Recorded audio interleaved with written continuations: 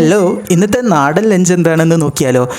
നന്നായിട്ട് വെന്തു കഴിഞ്ഞിട്ടുള്ള നല്ലൊരു ചോറാണ് കേട്ടോ. അതിൻ്റെ കൂടെ തന്നെ നന്നായിട്ട് വേവിച്ചെടുത്തിട്ടുള്ള പുഴുങ്ങിയെടുത്തിട്ടുള്ള വൻപയറാണ്. അതിൻ്റെ കൂടെ ഞാൻ കുറച്ച് വറ്റൽമുളകും ഇട്ട് കൊടുത്തിട്ടുണ്ട് കേട്ടോ.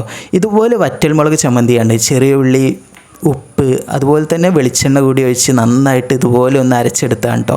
ഇനി നമുക്ക് ഇതിലോട്ടായിട്ട് ഒരു പപ്പടം കൂടി വെച്ച് കൊടുക്കുക. അതിൻ്റെ കൂടെ തന്നെ വറ്റിച്ചെടുത്ത് ഫ്രൈ ചെയ്തെടുത്തിട്ടുള്ള അയലയാണ് കേട്ടോ. നല്ല ടേസ്റ്റിയാണ് കേട്ടോ ഈ ഒരു രീതിയിൽ ചെയ്തെടുക്കുമ്പോൾ. ഇതാണ് ഇന്നത്തെ സിമ്പിൾ ലഞ്ച് കേട്ടോ. അപ്പോൾ ഇത് കഴിക്കുന്നത് എങ്ങനെയാണെന്ന് നോക്കിയാലോ. അപ്പോൾ ആദ്യം തന്നെ നമുക്ക് ഈ വറ്റൽമുളക് ചമ്മന്തി ഇതുപോലെ ഒന്ന് കുഴച്ചെടുക്കുക. അതിലോട്ട് ഒരു ചെറിയ കഷ്ണം പപ്പടം, അതിൻ്റെ കൂടെ ചെറിയൊരു മീൻ കഷ്ണവും, അതിൻ്റെ കൂടെ നമുക്ക് ഈ വൻപയർ ഉപ്പേരിയും കൂടി ചേർത്തിട്ട് നന്നായിട്ട് കുഴച്ചെടുത്തിട്ട് ഒരു പിടി അങ്ങോട്ട് പിടിക്കുക.